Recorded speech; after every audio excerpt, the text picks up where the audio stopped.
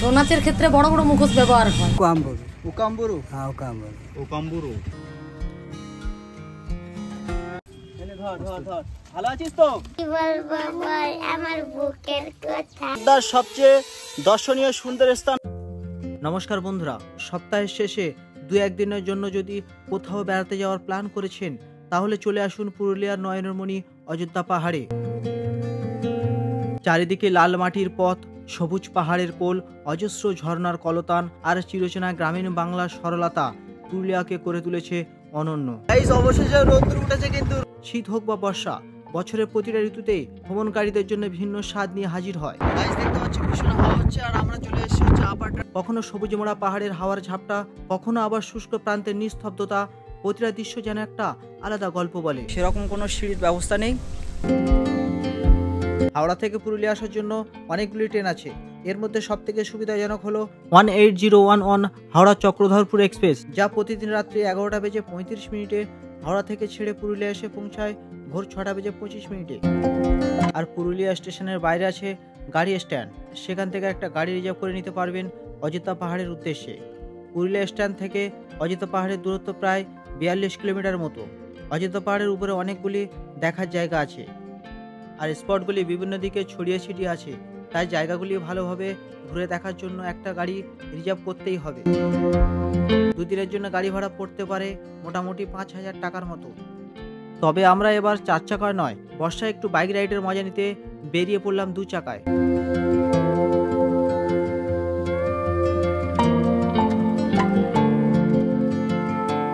অযোধ্যা পাহাড়ের ঠিক নিচে রয়েছে সিরকাবাদ গ্রাম। সেখান থেকে দেখা যাচ্ছিল পাহাড়ের সারি। সিরকাবাদ গ্রাম আখ চাষের জন্য বিখ্যাত। রাস্তার দুপাশে অনেকটা জায়গা জুড়ে আখের চারা গাছ লাগানো হয়েছে। সিরকাবাদের পর থেকে পাহাড়ের ওঠা চড়ায় রাস্তা শুরু হয়। চারপাশের প্রকৃতি গাঢ় সবুজ হয়ে আছে। কালো পিচের মসৃণ রাস্তা দিয়ে উপরে উঠতে উঠতে আমরা দাঁড়িয়ে পড়লাম পথের এক সুন্দর বাঁকে। পিছনে ফেলে আসা সর্পিলাকার আঁকামাকা পথ, এখান থেকে দেখা যাচ্ছিল স্পষ্টভাবে। এই ভিউ পয়েন্টটার নাম বাঁকা ডহর। পুরুলিয়ার কুরমালি ভাষায় ডহর শব্দের অর্থ রাস্তা। যেহেতু এখানে রাস্তাটা আঁকা বাঁকা, তাই জায়গাটার নাম বাঁকা ডহর। কিছুক্ষণের মধ্যে আমরা পৌঁছে গেলাম পাহাড়ের উপরে। এ পথের প্রথম গ্রাম লাহাডুংরিতে। রাস্তার দুপাশে ছোট্ট ছোট্ট সুন্দর মাটির ঘর, পাকা বাড়ি নেই বললেই চলে। আমরা হিলটা পেরিয়ে এগিয়ে চললাম আমাদের প্রথম গন্তব্য বামনি ফলসের দিকে। বামনি ফলসে চলে এসেছি গাইস, আর গাড়ি আমরা পেছনে পার্ক করেছি। প্রচুর লোক আছে, আমরা নিচে যাই দেখি। পুরুলিয়ার অন্যতম সুন্দর ও মনোমুগ্ধকর ঝর্ণা বামনি ফল। প্রকৃতির কোলে লুকিয়ে থাকা এই ঝর্ণার সৌন্দর্য এক কথা অবর্ণনীয়। পাহাড়ি পথ ধরে একটু হাঁটলেই চোখের সামনে ভেসে ওঠে বামনির রূপ। উঁচু পাহাড় থেকে গড়িয়ে আসা সাদা জলের ধারা আর তার চারপাশে সবুজ অরণ্যের শান্ত পরিবেশ। এই ঝর্ণার জলের শব্দ যেন প্রকৃতির এক নিজস্ব রূপ। দূর থেকে যখন শোনা যায় ঝর্ণার গর্জন, মনে হয় প্রকৃতি যেন কাছে রাখছে। আর কাছে গেলে সেই জলের কণা মুখে এসে লাগলে মনে হয় যেন সব ক্লান্তি মুহূর্তের মধ্যেই মুছে গেছে। দেখো কতটা খাড়া, দেখো এখান থেকে একদম পুরো নিচে নামতে হবে। এইভাবে সব যাচ্ছে দেখো। বামনি ফল শুধু প্রাকৃতিক সৌন্দর্যের জন্য নয়, বরং এর পথের অভিজ্ঞতা একেবারে অন্যরকম। কখনো খাড়া পথের ধাপ, কখনো আবার ঘন জঙ্গলের মধ্য দিয়ে এগোতে হয়।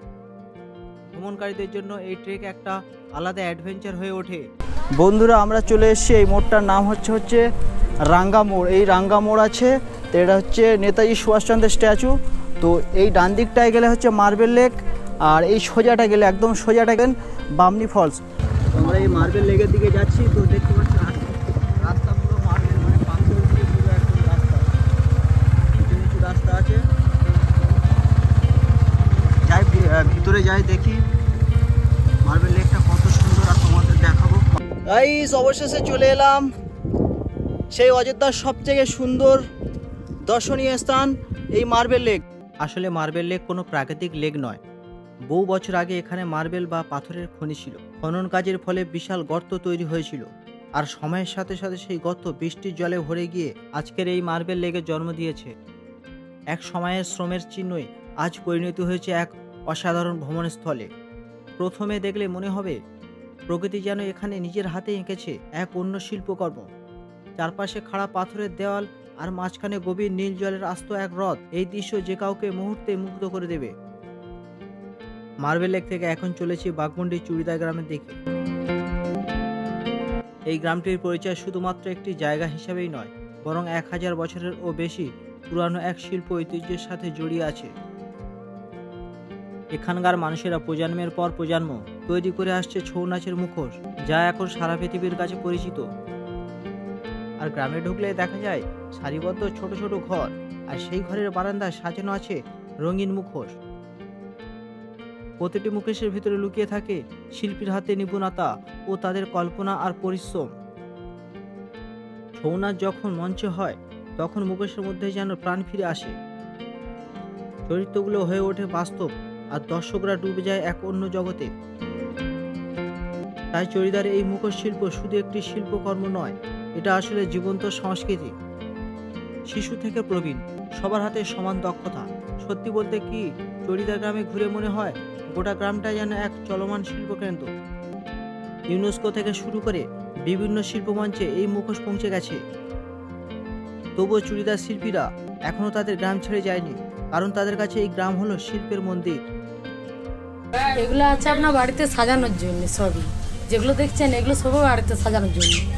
মানে এখানে যে আপনার ছৌ নাচের জন্য বিখ্যাত আছে গ্রামটা, তো ছৌ নাচের ক্ষেত্রে বড় বড় মুখোশ ব্যবহার হয়, তো সেগুলো তো আর সবাই ক্যারি করে নিয়ে যেতে পারে না, বাড়িতে সাজিয়ে রাখতে পারে না, যার কারণে এগুলো বাড়িতে সাজানোর জন্য ছয়ের আদলেই ছোট ছোট সাইজের আছে। আচ্ছা, এখানে এখন কি ছৌ নাচ হয়? না, এখন হয় না, আপনার কোনো পুজো উপলক্ষে সেই সময় হয়, মানে কোনো অকেশন বা কোনো পার্বণে হ্যাঁ তখনই সেই সময় হয়। এগুলি যখন কোনো পূজা পার্বণ বা বাড়িতে কোনো হ্যাঁ সেই সময় ফ্রিতে হয়। আর তাছাড়া আপনি যদি দেখতে চান তাহলে হোটেল থেকে বলতে পারেন, সেখান থেকে ওরা যোগাযোগ করে ওখান থেকে ওরা যোগাযোগ করে হ্যাঁ, ব্যবস্থা করিয়ে দেবে। তখন টাকা লাগবে আলাদা নিজের থেকে। ও, আপনার বাড়ি কি এখানে? হ্যাঁ এই গ্রামে, এই ভেতরেই বাড়ি আছে। ও আচ্ছা, এখানে কি মার্কেট কি সারা বছরই খোলা থাকে না বন্ধ থাকে? কটা থেকে কটা পর্যন্ত? না না, আমাদের দোকানগুলো সারা বছরই খোলা থাকে, আমাদের যেহেতু বাড়ির মধ্যে সেই জন্য 12 মাসই খোলা থাকে। আচ্ছা, কিন্তু আপনার নাম? সোহমজিৎ মুখোশ ঘর। যদি এখানে কেউ আপনার বাড়ির জন্য নিয়ে যেতে হ্যাঁ চান, ঝোলানো নিয়ে ছাড়াও যেতে আপনার আছে, মানে ম্যাগনেটের মুখোশও পাওয়া যায়। গাইস, অবশেষে রোদ উঠেছে, কিন্তু রোদের মেলায় মিলেছে। আর আমরা আপার ড্যামে চলে এসেছি। ভিউটা দেখো কত সুন্দর না ভিউ লাগছে। দেখো ওয়েদারটা বেশ ঝকঝকে হয়েছে, খুব খুশি হয়েছি এই চারিদিকে পাহাড়, বাতাসে শীতল হাওয়া, আর মাঝখানে বিস্তীর্ণ শান্ত এক জলধার। সত্যি যেন এক প্রকৃতির কোলে গড়ে ওঠা এক অপূর্ব সৃষ্টি। আপার ড্যাম মূলত তৈরি হয়েছিল সেচ ও জলবিদ্যুৎ উৎপাদনের জন্য। এর কাজ শুরু হয়েছিল কয়েক দশক আগে, যখন পুরুলিয়ার কৃষি জমিতে সরবরাহের জন্য বড় উদ্যোগ নেওয়া হয়। পাহাড়ি নদীর জল আটকে তৈরি করা হয় এই বিশাল জলধার। আজ এটি শুধু কৃষি ভরসা নয়, বরং পর্যটকদের অন্যতম আকর্ষণ। ড্যামের গঠন নিজে এক দর্শনীয় স্থাপত্য। উঁচু কংক্রিটের দেওয়াল, তার এক পাশে বিস্তীর্ণ জলধার, অন্য পাশে সবুজ সমভূমি। সূর্যের আলোয় যখন জল চিকমিক করে ওঠে, মনে হয় বিশাল আয়নার মতো আকাশ আর মেঘকে প্রতিফলিত করছে। শুধু প্রাকৃতিক সৌন্দর্য নয়, আপার ড্যাম পুরুলিয়া মানুষের জীবনযাত্রার সাথে গভীরভাবে জড়িত। এখান থেকে যে জল ছাড়া হয় তা কৃষি জমিকে সেচ দিয়ে সবুজ করে তোলে। গরমকালে আশপাশের গ্রামগুলোতে পানীয় জলের চাহিদা অনেকাংশে মেটায় এই ড্যাম। আবার বন্যার জলের নিয়ন্ত্রণে এর ভূমিকা গুরুত্বপূর্ণ। সব মিলিয়ে যেন এ এক অন্যরকম অনুভূতি। অনেকে বলে সূর্যাস্তের সময় আপার ড্যাম হলো পুরুলিয়ার সেরা ভিউ পয়েন্টগুলির মধ্যে একটি। আপার ড্যাম থেকে এই রাস্তা গেছে লোয়ার ড্যামের দিকে, আবারও সেই সবুজ মোড়া অপূর্ব সুন্দর রাস্তা। এখানে পাওয়ার প্রজেক্টের কাজে পাহাড় কেটে অনেকগুলি টানেল তৈরি করা হয়েছে। এই হচ্ছে টানেলের ভিতরে যাওয়ার রাস্তা। আমরা নিচে নামতেই থাকছি। লোয়ার ড্যামটা একদম জিজ্ঞাসা করলাম সিকিউর দিকে, বলছি অনেকটা নিচে। দেখুন রাস্তা, দেখো রাস্তাগুলো, দেখো কতটা নামছি। দেখো আমরা গাইস দেখতে পাচ্ছ বৃষ্টি হচ্ছে, আর আমরা কিন্তু পুরো পুরুলিয়া ঘুরেছি, একটাও কিন্তু বানর দেখতে পাইনি। ঠিক আছে, বাঁদর একটাও দেখতে পাইনি। হ্যাঁ, এখানে কিছু টেনশন থাকলে ঘরে থাকবে, সব ফ্রি নাকি টেনশন? এখানে এলে টেনশন ফ্রি করতে হবে, তাহলে এখানে জায়গাটা তো আমরা পুরো পুরুলিয়া ঘুরলাম, তো একটাও দেখতে পাইনি। বাবুকে দেখতে পেয়েছি, আবার কিন্তু রাগ দেখাচ্ছে আমার উপর রাগ দেখা, ভয় দেখাচ্ছে। ওই তুই ভয় দেখাচ্ছিস কেন? হেলমেটটা আরো ধরে নেবো। ওরা খাবারের জন্য আসে। খাবারের জন্য আসে, দাও তো কিছু টাকা দাও তো। 10 টাকা ইয়া দেবো কি ছোলা দেবো? হ্যাঁ হ্যাঁ, ওকে কি দিলে খাবে? ও কিন্তু এতক্ষণ আমাকে মানে ইয়ে করছিল, কি বলে ও কিন্তু জানে না ওকে তুমি খাওয়া দেবে। ও অ্যাকচুয়ালি কিন্তু আমাকে খুব ও এতক্ষণ রাগ দেখাচ্ছিল, ঠিক আছে, আমাকে খুব টেম্পার দেখাচ্ছিল। এবারে দেখি কি করে। এনে ধর, এনে ধর ধর ধর। ভালো আছিস তো? এই ভালো আছিস? আমরা এখন চলে এসেছি লোয়ার ড্যামে, আর ওই পেছন সাইডটা নিচে আপনার শিব মন্দির আছে, ওখানে যাব। আগে লোয়ার ড্যামটা কভার করি, তারপর আমরা আবার নিচে যাব। অনেকটা নিচে, কিন্তু আপার ড্যাম থেকে লোয়ার ড্যাম প্রায় 7 কিলোমিটার রাস্তা আছে, অনেকটা রাস্তা। তো এখানে তো দেখছি তো গেট লাগানো আছে, এই যে গেট লাগানো আছে, তো ভিতরে মনে হয় প্রবেশ করতে পারবো না। আমরা এখন লোয়ার ড্যামে চলে এসেছি। তো লোয়ার ড্যামের এখানে এই যে গেটটা আছে, এখান থেকে কিন্তু যাওয়া নিষেধ, মানে এর ভিতরে মনে হয় ঢুকতে দেবে না আমাদের। তো আমরা এখান থেকে দেখছি, তা ওই হচ্ছে ওপাশটা হচ্ছে লোয়ার ড্যাম আছে। তা আমরা ওর উপর থেকে আবার ভিডিও করে দেখাবো, উপর থেকে কতটা সুন্দর লাগে দেখবেন। তো আমরা এখন নিচে এসেছি, ভাবলাম যে এখানে ঢুকতে দেবে, তো এখানে পারমিশন নেই ঢোকার। তো আমরা এর নিচে যাব। আবার নিচে আছে একটা শিব মন্দির আছে, শিব মন্দিরটাও দেখবো ঘুরে। আর নিচে একটা কিন্তু সুন্দর একটা লেক আছে। আর এই পুরুলিয়া বা অযোধ্যা, পুরুলিয়াতে আসলেই যে বর্ষাতে যে এতটা সুন্দর লাগে, বর্ষাতের যে সৌন্দর্যটা আরও কিন্তু বেড়ে যায়। এমনি জানি না গ্রীষ্মকালে বা শীতেতে কতটা সুন্দর লাগে, কিন্তু বর্ষাকালে এই যে পুরুলিয়ার যে প্রকৃতির সুন্দরটা, মানে একদম পুরো সবুজ হয়ে ওঠে, চারিদিকে পুরো সবুজ হয়ে আছে দেখুন। এখানে না আছে শহরের দৌড়ঝাঁপ, না আছে কোনো কোলাহল, আছে শুধু পাখির ডাক, জলের কলকল ধ্বনি আর পাহাড়ের নরম ছায়া, যা মনকে ধীরে ধীরে ছুঁয়ে যায়।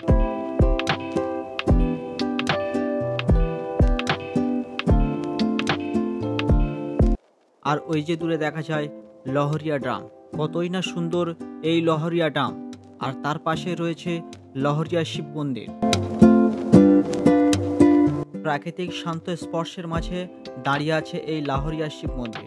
লোকাল মানুষের কাছে এই জায়গা শুধু একটি মন্দির নয়, এটি ভক্তি, বিশ্বাস আর শান্তির প্রতীক। প্রতিদিন বহু মানুষ এখানে আসেন মহাদেবের দর্শন নিতে। মন্দিরের চারপাশে ছড়িয়ে আছে গাছপালা, পাখিদের ডাক আর মৃদু হাওয়ার শব্দ, যা মনকে মুহূর্তের মধ্যেই শান্ত করে দেয়। বিশেষ করে মহাশিবরাত্রি আর শ্রাবণ মাসে এখানে ভক্তদের ভিড় চোখে পড়ার মতো। ঢোল, কাঁসর, ধূপ আর ঘণ্টার শব্দে পুরো পরিবেশ ভরে ওঠে এক অনন্য ভক্তিময় আবহে। আকাশ মেঘলা হওয়ায় দ্রুত অন্ধকার নেমে আসতে থাকলো এই অযোধ্যা পাহাড়ের বুকে। তাই এখন সময় বলছে ধীরে ধীরে হোটেলের দিকে ফেরার পালা। আজকের ভ্রমণের ইতি টেনে আমরা ফিরে এলাম আমাদের রাতের আস্তানা সীমা লজ অ্যান্ড রেস্টুরেন্টে।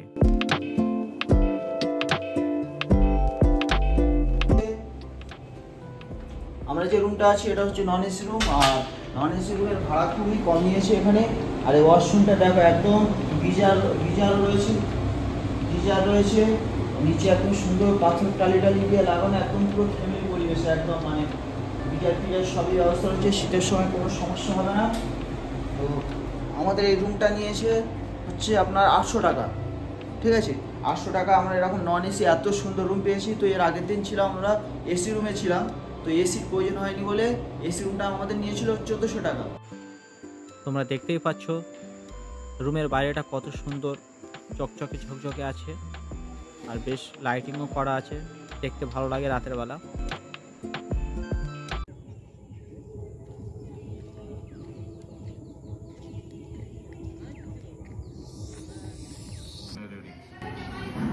তো আমরা সকালে খেতে এসে সবাই দেখছি সবাই কম বেশি মুড়ি আর ঘুগনি খাচ্ছে। তো মুড়ি ঘুগনিটা এখানে কি মনে হয়, সম্ভবত এখানে মুড়ি ঘুগনিটা খুব ফেভারিট। তো মুড়ি ঘুগনিটা আমরাও নিয়েছি, তো খেয়ে দেখি কেমন টেস্ট লাগে।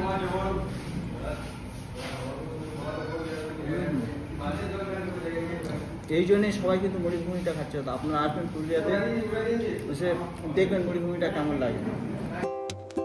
আজ আমাদের গন্তব্য ময়ূর পাহাড়, মরুগুমা ড্যাম ও উকাম্বুরু বা সুসাইড পয়েন্ট।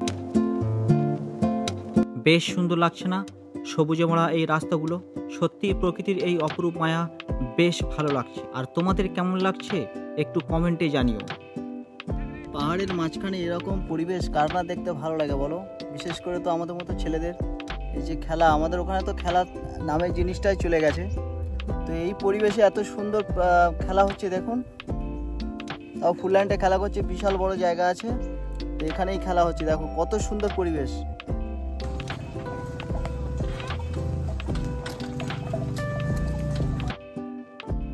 বৃষ্টি হচ্ছে তবুও হাতে তীর ধনুক নিয়ে দাঁড়িয়ে আছে। আরে না না, এটা তেমন কিছু না। এরা হলেন সাঁওতালি দুই ভাই, সিধো মুর্মু ও কানহু মুর্মু। এই দুইজনই সাঁওতালি সমাজের কিংবদন্তি নেতা, যাদের নাম ভারতের আদিবাসী আন্দোলনের ইতিহাসের স্বর্ণাক্ষরে লেখা আছে। আর এই স্ট্যাচুর পাশ দিয়ে যেতে হবে আজকের ভ্রমণের প্রথম স্পট ময়ূর পাহাড়। তো গাইস, আমরা যাচ্ছি ময়ূর পাহাড়ে ময়ূর দেখতে। তো দেখি ময়ূর দেখা যায় কিনা। হাতি তো দেখতে পেলাম না, তো এখন দেখা যাক ময়ূর দেখতে পাবো কিনা। তো যাচ্ছি অনেকটা, এই ময়ূর পাহাড়ে যাচ্ছি, দেখি ময়ূর দেখতে পাই কিনা। অবস্থা দেখো কতটা উঁচু আছে দেখো। আর এখানে একটা মেন ব্যাপারটা, সকালে আসতে হয় ময়ূর দেখতে গেলে, সকালে আসতে হয়। তো আমাদের একটু দেরি হয়ে গেছে। তো এখানে একটা ওয়াচ টাওয়ার আছে, ওয়াচ টাওয়ারটা দেখে যাই তো কেমন লাগে। আবার নেক্সট দিন সকালে আসবো, ময়ূর দেখতে পাই কি, আবার নেক্সট দিন সকালে আসবো, আবার দেখবো যে ময়ূরগুলো দেখতে পাই কিনা। তো এখন দেখবো ওয়াচ টাওয়ার, দেখবো ওয়াচ টাওয়ারটা কেমন সুন্দর লাগে। আর এখান থেকে তোমরা গাইস ভিউটা দেখো শুধু, কেনই বা আসবে না কষ্ট করে বলো। আসি পাহাড়ে, তোমরা ভালোবাসো বলে, আর ভিডিও করতে আমাদের ভালো লাগে। তো আর তোমরা ভালোবাসা দিও। এই দেখো ভিউটা দেখো পেছনের।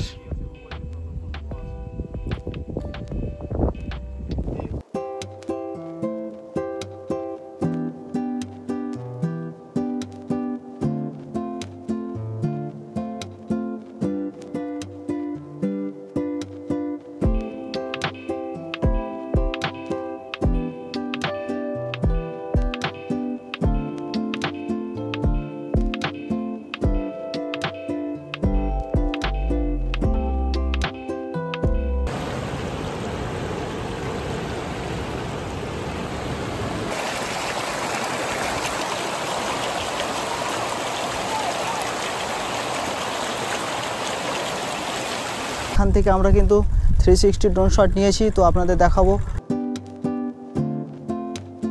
পুরুলিয়ার শান্ত নির্জন প্রকৃতির মাঝে লুকিয়ে আছে এই মরুগুমা ড্যাম। আর এই মরুগুমা ড্যামের কাছে এলেই প্রথমে চোখে পড়ে বিশাল জলাধার, যার নীলচে জলের আকাশের রং প্রতিফলিত হয়ে তৈরি করে এক অপূর্ব দৃশ্য। দূরে নীরব পাহাড় চূড়া আর চারিদিকে সবুজের রাজত্ব। এমন শান্ত পরিবেশে দাঁড়িয়ে মনে হয় জীবনের সব ক্লান্তি যেন এক নিমেষে মিলিয়ে গেল।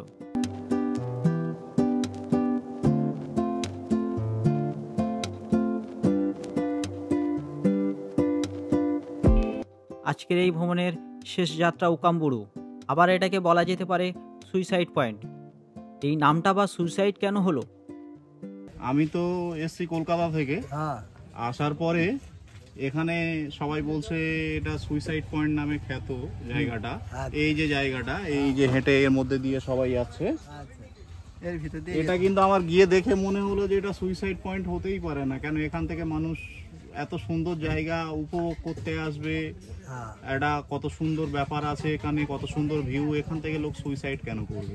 এটা সুইসাইড পয়েন্ট হতে পারে না। এটা নামকরণটা কি করে নামটা দিল? যে আপনাদের আইলো রাস্তাটা দেখতে, সব ডুংরির ভালো দেখতে পাইলো, তার জন্য সুইসাইড পয়েন্ট নাম দিল। নাহলে আমরা উকাম্বুরু নাম। তো মোটামুটি কি নাম? উকাম্বুরু। উকাম্বুরু? হ্যাঁ উকাম্বুরু। উকাম্বুরু, হ্যাঁ সেখান থেকে নামটা ভালো, কিন্তু suicide কথা point এর হলো নাম। এই সুইসাইড পয়েন্ট যে নামটা দিয়েছে সে কিন্তু খুব অন্যায় করেছে রবি। দেখুন আমরা তো কোনো বলা যাচ্ছে না, আমরা বলিও নাই। হ্যাঁ, আমরা বললেও আমাদের কথা নেবে কেন? হ্যাঁ, তো যাই হোক, সুইসাইড পয়েন্ট দিয়ে ফেলেছে যখন, আমরা দেখে নিই জায়গাটা কেমন। একটু ভালো না করে খুব ঘুরে। দেখতে খুব ভালো। দেখতে খুব ভালো, হ্যাঁ, খুবই সংকীর্ণ। ওটা মানুষের ভুল থাকে।